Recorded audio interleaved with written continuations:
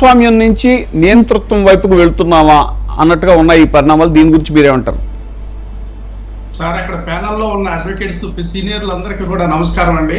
నమస్కారం.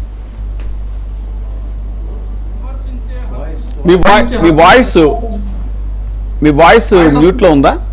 వినపడట్లా? లేదు సార్, కరెక్ట్గానే ఉంది. ఓకే, కొద్దిగా వాల్యూమ్ పెంచండి. వినపడుతుందండి? ఓకే, ఓకేనా సార్?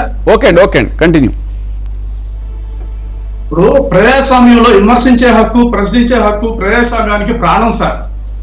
ఇప్పుడు అది లేనప్పుడు సార్, నా వాయిస్ రీచ్ అవుతుందా? ఓకే అండి, కంటిన్యూ వినపడుతుందండి. ప్రశ్నించే హక్కు, విమర్శించే హక్కు లేనప్పుడు అది ప్రజాస్వామ్యంలో ఉన్నట్టా లేనట్టా కూడా అర్థం కాదనమాట. ఇప్పుడు వాక్ స్వాతంత్రం అనేది కేవలం ఒక హక్కు మాత్రమే కాదు సార్, అది ప్రజాస్వామ్య వ్యవస్థకి మూలస్తంభం అంటాం దాన్ని మనం.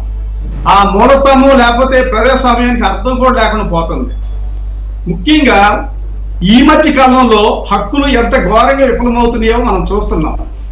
ఒకప్పుడు చాలా మంది చిన్న చిన్న విషయాలకి హక్కుల గురించి పోరాటం చేయడానికి చాలా మంది బయటకు వచ్చేవాళ్ళు, ఇంక్లూడింగ్ అడ్వకేట్స్ కూడా.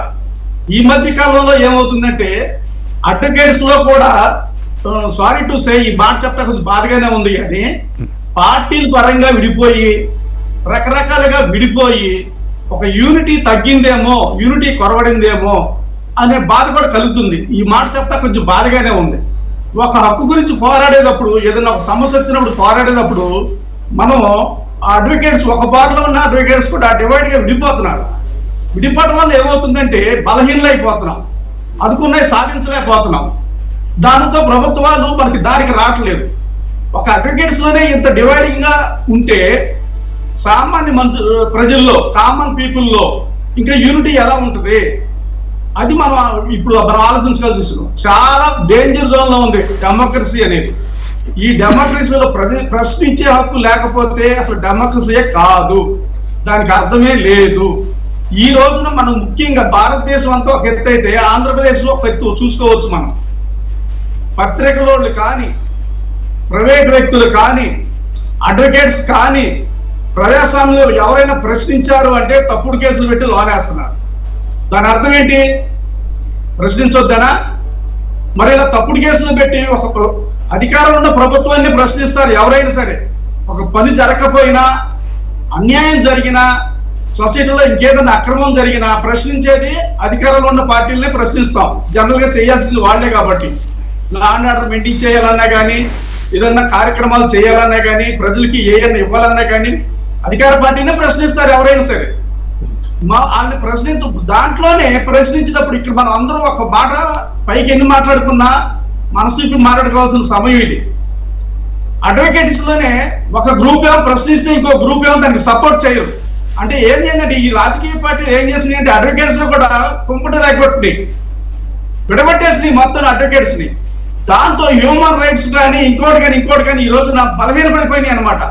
దాంతో ఏమైంది, ప్రభుత్వం విచ్చలు విడతానే ఇంకా ప్రశ్నించే వాళ్ళని కేసులు కట్టి, తప్పుడు కేసులు కట్టి లోన్ వేసేస్తుంది. నేనేమంటానంటే, నా పెద్దలో అందరూ ఉన్నారు, నేను సలహా ఇచ్చేంత కాకపోయినా నా అభిప్రాయం ఏంటంటే పార్టీలకు అతీతంగా పోరాటాలు చేయాలి. మనం పార్టీలో డిఫరెంట్, కానీ అడ్వకేట్స్ వచ్చేసరికి మనందరం ఒక కమ్యూనిటీ. సో ఒక సమస్య సొసైటీలో వచ్చినప్పుడు అది పెట్రోల్ ధరలైనా, కరెంట్ ఛార్జీలైనా, నిత్యావసర వస్తువుల ధరలైనా కానీ అడ్వకేట్స్ యూనిటీగా ఉండి పోరాటం చేస్తేనే మనకి పనులు అవుతాయి. కానీ పార్టీల వైపు విడిపోయి ప్రజాస్వామ్యంలో ఈ విధంగా ఎవరికాలే సపరేట్ అయితే మన హక్కుల్ని మనం సాధించుకోలేము. పెద్దల రామప్రసాద్ గారు ఉన్నారు అక్కడ, ఆయనతో పాటు మేము చాలా కలిసి పనులు చేయడం జరిగింది. సో ఈ వయసులో కూడా ఆయన పాపం ఓపిక లేకపోయినా ఎంత పోరాటం చేస్తామో తెలుసు. ఆయన మా అందరికి మార్గదర్శకులు కూడాను. సో నేనేమంటానంటే, ముందు ఒకప్పుడు స్వతంత్రం రావాలన్నా కానీ, స్వతంత్ర పోరాటం చేయాలన్నా కానీ అడ్వకేట్లే ముందున్నారు. అందుకే ఆ రోజున అన్ని సక్రమంగా జరిగినాయి, ఒక పద్ధతి ప్రకారం జరిగినాయి. ఈ రోజున అదే ఆ పోరాటాల్లో అడ్వకేట్లు ముందుకు రావడంలో కొంచెం తగ్గింది, యూనిటీలో కూడా తగ్గింది. సో నేనేమంటే, ప్రజాస్వామ్యంలో ప్రశ్నించే తత్వాన్ని నొక్కేస్తే, ప్రశ్నించే గొంతును నొక్కేస్తే ప్రజాస్వామ్యానికి విలువ లేదు. ప్రజాస్వామ్యానికి అర్థమే లేదు, డెమోక్రసీయే కాదు ఇక అది. Okay sir. ఈ సార్, మన